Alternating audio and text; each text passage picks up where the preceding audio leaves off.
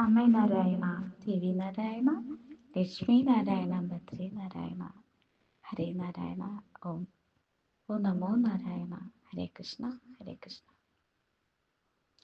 ഇത് നമ്മളിവിടെ ഇന്നത്തെ ദിവസം ആറ്റുകാൽ പൊങ്കാലയാണ്. ദേവിയുടെ ദേവിയുടെ അടുത്തേക്ക് എല്ലാവരും, എല്ലാ ഭക്തജനങ്ങളും, സ്ത്രീകളുടെ ശബരിമല എന്ന് പറയുന്ന ആ ആ ദേവീക്ഷേത്രത്തിലേക്ക്, ദേവീ സന്നിധിയിലേക്ക് എല്ലാവരും പൊങ്കാല അർപ്പിക്കാനായിട്ട് കുരവകളും സന്തോഷത്തിൻ്റെ നിമിഷങ്ങളൊക്കെ ആയിട്ട് തൻ്റെ കയ്യിലുള്ള ആ മൺകുടവും ഒക്കെ ആയിട്ട്, മൺകലവും ഒക്കെ ആയിട്ട് അരിയും ശർക്കരയും നാളികേരവും ഒക്കെ ഇട്ടുകൊണ്ട് അതാ പൊങ്കാല സമർപ്പണം. തിളച്ച് തൂവുന്ന പൊങ്കാല അടുപ്പിനെക്കുറിച്ചും പൊങ്കാലയെക്കുറിച്ചും എല്ലാവർക്കും അറിയാം. പ്രത്യേകിച്ച് കേരളത്തിലെ എല്ലാവർക്കും സ്ത്രീകളുടെ ശബരിമല എന്ന് പറയപ്പെടുന്ന ആ ആറ്റുകാൽ ക്ഷേത്ര സന്നിധിയിലേക്ക് ദേവീ സമേതനായി ദേവിക്കൊപ്പം ഓരോ സ്ത്രീകളും, ഓരോ അമ്മമാരും, ഓരോ പെൺകുട്ടികളും എല്ലാവരും ഒരേ സമയം തന്നെ ദേവിയായി മാറുന്നു, അമ്മയായി മാറുന്നു, ലക്ഷ്മി ദേവിയായി മാറുന്നു. അങ്ങനെയുള്ള ആ നിമിഷം നമ്മൾ ഓരോരുത്തരെയും കുളിരണിയിക്കുന്നു. കഥയറിയാം, കണ്ണകിയുടെ കഥ. കോവിലനും കണ്ണകിയുമായിട്ട് ആ മധുര നഗരത്തിൽ ജീവിച്ചിരുന്നു. അവിടെ നിന്ന് തൻ്റെ ഭർത്താവിനെ ചങ്ങലക്കിട്ട് കൊണ്ടുപോയിട്ട് രാജസന്നിധിയിൽ വെച്ച് അപമാനിക്കുകയും വധിക്കപ്പെടുകയും ചെയ്യുന്നു. കോവിലിൻ്റെ ആ ശിരച്ഛേദം കഴിഞ്ഞ് അർത്ഥട്ടഹസിക്കുന്ന രാജസന്നിധിയിലേക്ക് പാഞ്ഞെടുക്കുന്ന കണ്ണകിയെ നമുക്ക് കാണാം. നമ്മൾ ഓരോരുത്തരും ആ കണ്ണകിയുടെ പാവം മനസ്സിലേക്ക് കൊണ്ടുവരാറുമുണ്ട്. അങ്ങനെ കണ്ണകി അവിടേക്ക് എത്തുന്നു. തൻ്റെ രാജ്ഞിയുടെ ചിലമ്പാണ് കട്ടെടുത്തത് എന്ന് കള്ളനാക്കിക്കൊണ്ടാണ് ആ കോവിലൻ എന്ന ആ പാവത്തിനെ പിടിച്ചു വെച്ചതും കൊന്നുകളഞ്ഞതും. മഹാരുദ്ര ആയി മാറുന്നു, ദേവിയായി മാറുന്ന കണ്ണകി ആ നിമിഷം തന്നെ രാജാവിനോട് കൽപ്പിക്കുന്നു, ഇത് നോക്കൂ, എൻ്റെ ചിലമ്പ്, എൻ്റെ കയ്യിൽ ഒരു ചിലമ്പുണ്ട്. നിങ്ങൾ എടുത്തത് ഒരു ചിലമ്പല്ലേ നിങ്ങൾ കണ്ടിട്ടുള്ളൂ. എൻ്റെ ചിലമ്പും രാജ്ഞിയുടെ ചിലമ്പും തമ്മിൽ വ്യത്യാസം മനസ്സിലാക്കൂ എന്ന് പറഞ്ഞ് രാജ്ഞിയുടെ ചിലമ്പ് വലിച്ചെറിയുന്നു. ആ ചിലമ്പിനകത്ത് ആ വെള്ള മുത്തുകൾ മാത്രമേ ഉള്ളൂ തൻ്റെ ചിലമ്പിനകത്ത്. അതാ ദേവി കോപിഷ്ഠയാകുന്നു. ആ അമ്മ കണ്ണകി കോപിഷ്ഠയാകുന്നു. തൻ്റെ ചിലമ്പിനകത്തുള്ള രത്നങ്ങളും വൈഡൂര്യങ്ങളും പൊട്ടിത്തെറിക്കുന്നത് കണ്ട് രാജാവും രാജസന്നിധിയും മന്ത്രിമാരും എല്ലാവരും ഞെട്ടിവിറച്ചിരിക്കുന്ന ഒരു സമയം. ആ നേരത്ത് രുദ്രയാവുന്നു, ദേവിയാവുന്നു, ഭദ്രകാളിയാവുന്നു, അലറി വിളിക്കുന്നു.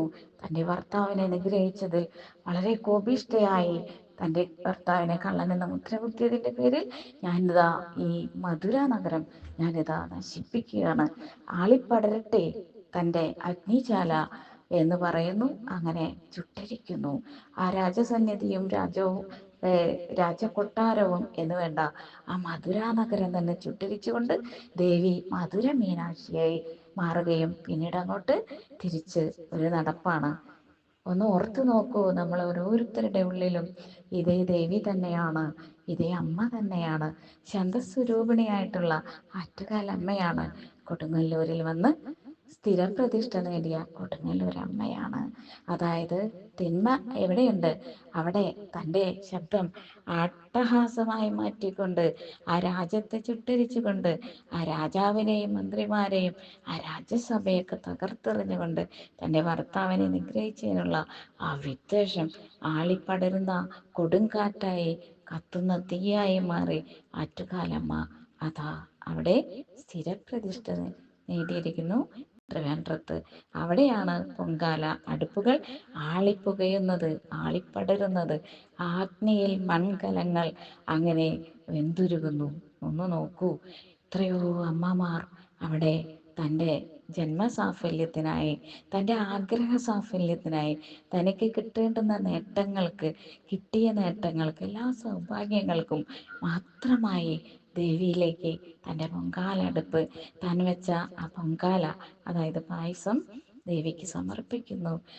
ആ കുരവകളും ആർത്തനാദങ്ങളും ഒക്കെ നമുക്കിപ്പോൾ നമ്മുടെ ചെവിയിലൂടെ ഇങ്ങനെ മൂളിപ്പോകുന്നുണ്ടല്ലേ. കുരവയിടുന്നതൊക്കെ നമുക്ക് കേൾക്കാം. സ്ത്രീകളുടെ ശബരിമല എന്ന് വിശേഷിപ്പിക്കപ്പെടുന്ന ആറ്റുകാൽ ദേവീ സന്നിധിയിൽ ഏക്കറക്കണക്കിന് സ്ഥലത്ത് ആ റോഡ് സൈഡിലും എല്ലായിടത്തും നിങ്ങളെല്ലാവരും കണ്ടു കാണും. അങ്ങനെ എല്ലായിടത്തും പൊങ്കാലടുപ്പുകൾ പുകയുന്നു, തീ ആളിപ്പടരുന്നു. അങ്ങനെ ആ രാജ്യം, ഈ നാട് മുഴുവൻ ആ കത്തിച്ചൊലിക്കുന്ന മധുരാ നഗരിയായി മാറുന്നു. അത് ഒരമ്മയുടെ രോദനമായി മാറുന്നു, അമ്മയുടെ ആഗ്രഹ സാഫല്യമായി മാറുന്നു. ആ തിരുസന്നിധിയിലേക്ക് നമ്മൾ എത്തുന്നു, ആ അമ്മയിലേക്ക് നമ്മൾ അലിഞ്ഞു ചേരുന്നു. രുദ്രരൂപിയായിട്ടുള്ള ആ രുദ്രഭാവമുള്ള ദേവിയായും ശാന്തസ്വരൂപിണിയായിട്ടുള്ള അമ്മയായും നമുക്ക് അമ്മയെ ദർശിക്കാം, അമ്മയെ കാണാം. നമ്മളെ ചേർത്ത് പിടിക്കുന്ന ആ സാന്ത്വനമായ ആ അമ്മയായിട്ട് നമുക്കിന്ന് കാണാം. അമ്മയെ കാണാം, ദേവിയെ കാണാം. എത്തിയ എല്ലാവർക്കും, വീട്ടിലിരുന്ന് പ്രാർത്ഥിക്കുന്ന എല്ലാവർക്കും, മനസ്സിൽ എരിയുന്ന പൊങ്കാല അടുപ്പുമായി നെഞ്ഞു നീറി ഇരിക്കുന്ന എല്ലാവർക്കും ആത്മസമർപ്പണത്തിൻ്റെ വേദിയിലേക്ക്, ആ ആറ്റുകാൽ അമ്പലത്തിലേക്ക്, ദേവീ സന്നിധിയിലേക്ക് എത്താൻ എല്ലാവർക്കും സാധിക്കട്ടെ. എല്ലാവർക്കും ദേവിയുടെ അനുഗ്രഹം ഉണ്ടാവട്ടെ. അടുത്ത വർഷത്തിനായിട്ടുള്ള കാത്തിരിപ്പാവട്ടെ.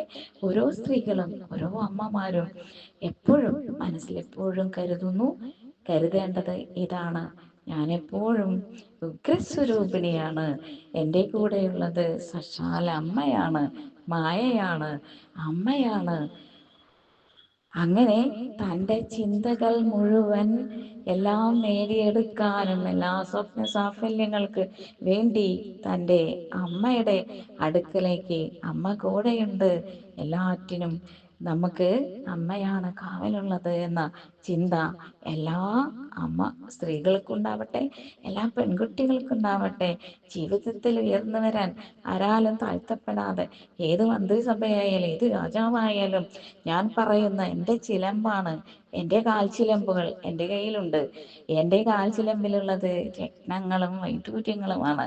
അങ്ങനെ നമുക്ക് ഓരോരുത്തർക്കും നമ്മുടെ ആ ഊർജ്ജസ്വലമായ നമ്മുടെ മനസ്സിനെ ഉറപ്പിച്ചുകൊണ്ട് നമുക്ക് ആ കയ്യിൽ അമ്മ പിടിച്ച അതേ ചിലമ്പ് ഉയർത്തിക്കാട്ടിക്കൊണ്ട് നമുക്ക് ആ രാജാവിൻ്റെ മുന്നിലേക്ക് എറിഞ്ഞ് തകർത്തൊടച്ചുകൊണ്ട് നമുക്ക് സാധിക്കട്ടെ. അങ്ങനെ ഓരോ അമ്മമാർക്കും ജീവിതത്തിൽ ഉന്നതമായിട്ട് എല്ലാവരെയും മുന്നിൽ ഉയർന്നു നിൽക്കാനായിട്ട്, എല്ലാ മേധാവിത്വത്തിൻ്റെയും എല്ലാ എന്താ പറയുക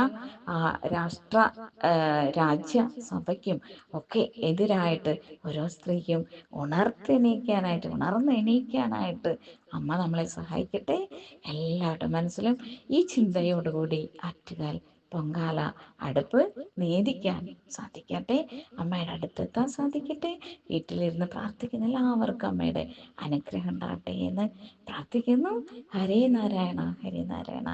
അമ്മേ നാരായണ, അമ്മേ നാരായണ. ലക്ഷ്മി നാരായണ, ദേവി നാരായണ. അമ്മയെ കാത്തുരക്ഷിക്കണേ. പ്രാർത്ഥിച്ചുകൊണ്ട്, എല്ലാവർക്കും വേണ്ടി പ്രാർത്ഥിച്ചുകൊണ്ട് എൻ്റെ ചെറിയ സ്പീച്ച് ഇവിടെ അവസാനിപ്പിക്കുന്നു. ദേവീ ശരണം, അമ്മേ ശരണം, ദേവീ ശരണം.